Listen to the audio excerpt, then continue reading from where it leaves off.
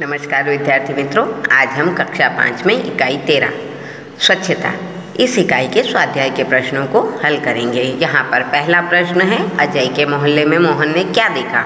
तो मोहन ने अजय के मोहल्ले में कूड़ेदान के बाहर फैला हुआ कूड़ा देखा।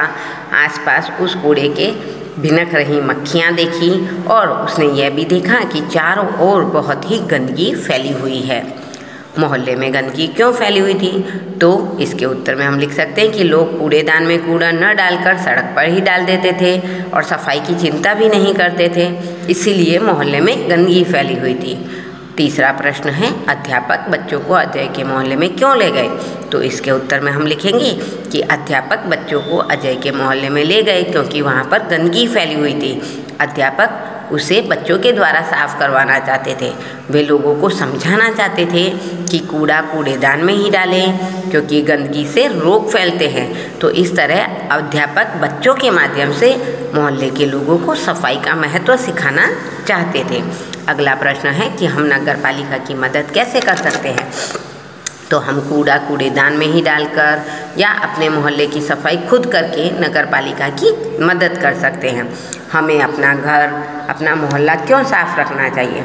तो हमें अपना घर और मोहल्ला साफ़ रखना चाहिए क्योंकि गंदगी होने पर अनेक रोग फैलते हैं, इसलिए हमें अपनी स्वच्छता का ध्यान स्वयं ही रखना चाहिए।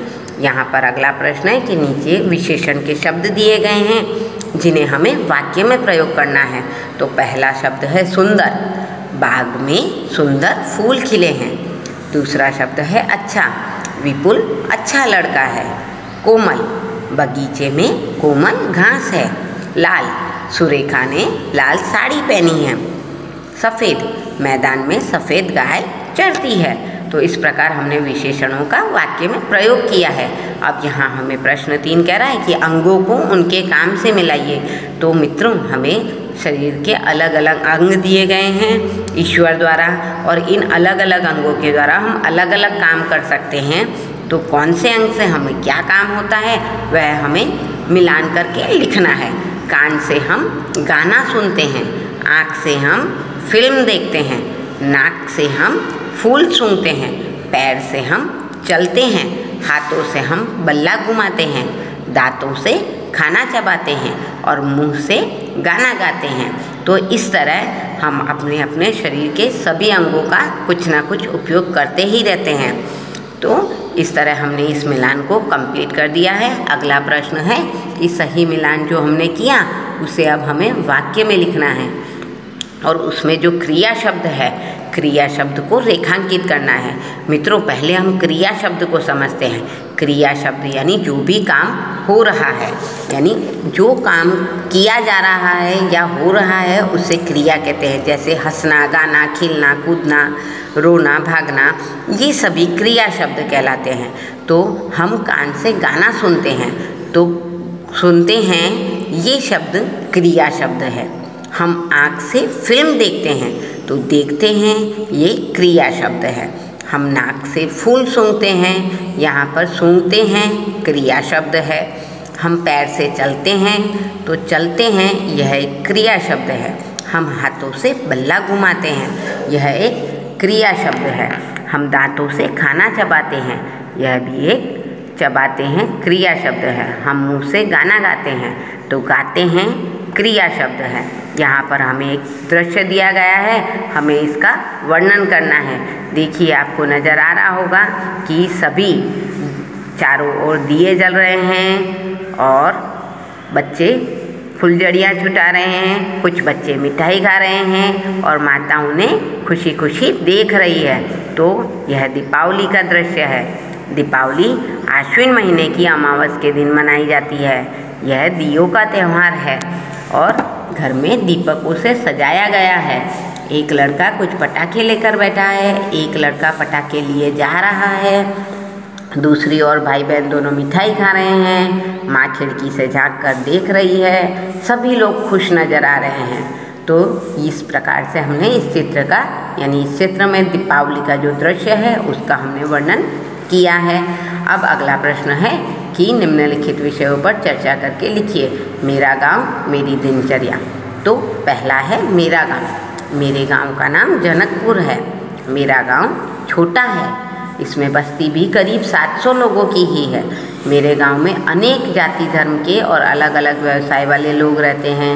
सब लोग मिलजुल कर रहते हैं। मेरे गांव में एक छोटा सा बाजार है, एक पाठशाला है, एक अस्पताल है। पाठशाला के पास ग्राम पंचायत भी है। ग्राम पंचायत गांव की सुविधा का ध्यान रखती है। मेरे गांव में एक मंदिर भी है, वहाँ रोज़ सुबह शाम भगवान की पूजा आरती होती है। मेरा गांव प्रकृति की गोद में बसा हुआ है, इसलिए मुझे प्रकृति के नज़दीक रहने का मौका मिलता है, इसलिए मुझे अपना गांव बहुत ही पसंद है।